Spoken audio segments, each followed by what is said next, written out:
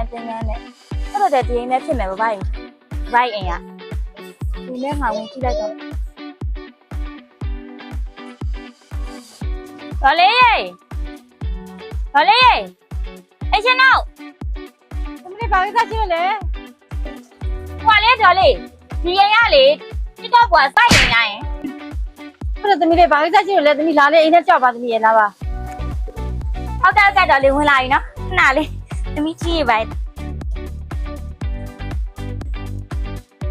ဘာကြီးနေကောင်းတယ်နော်ဒီမှာပါသမီးလေးဒီမှာထိုင်မှာသမီးရထိုင်မယ်ဟုတ်ဒေါ်လေးဒါလေးကမှတင်ရအောင်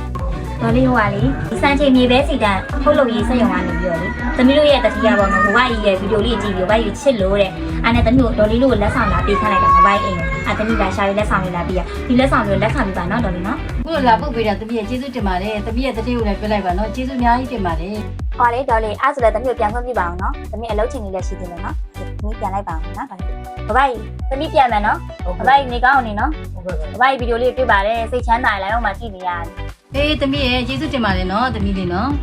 အော်ဒေါ်လေးသမီးမေ့သွားလို့ပစ္စည်းကြံတော့မလို့သမီးတတိယဟွာလေသမီးတို့စက်ရုံကဒီကတ်တလောက်လေးနဲ့စီဘူးလည်းထပ်ပေးလိုက်သေးတယ်ဒါလေးကသမီးတို့ရဲ့စံချိန်မြေပြဲစီတန်ကတ်တလောက်လေးပါသမီးစက်ရုံဟုတ်ကဲ့ဒေါ်လေးဟုတ်ပြီးတော့ဒီမှာစီဘူးနှစ်ဘူးကသမီးအတက်အလွတ်ထည့်လာဒေါ်လေးအပါအတွက်ကျေးဇူးတင်ပါတယ်သမီးရဲ့ထည့်ပေးလိုက်ကျေးဇူးပါပဲသမီးရဲ့သမီးမေ့တော့မလို့ဟုတ်ပါဘူးသမီးရရှိထားတော့အော်ဒေါ်လေးသမီးပြန်ခွင့်ပြပါအောင်နော်ဒီဟုတ်ပြီသမီးလေးနော်ဒါပြီနော်ဒေါ်လေးအဲ့ line ပို့တော့နော်ရဒေါ်လေးရပါပြီနော်ကျေးဇူးတင်ပါတယ်ဟုတ်ကဲ့ပါ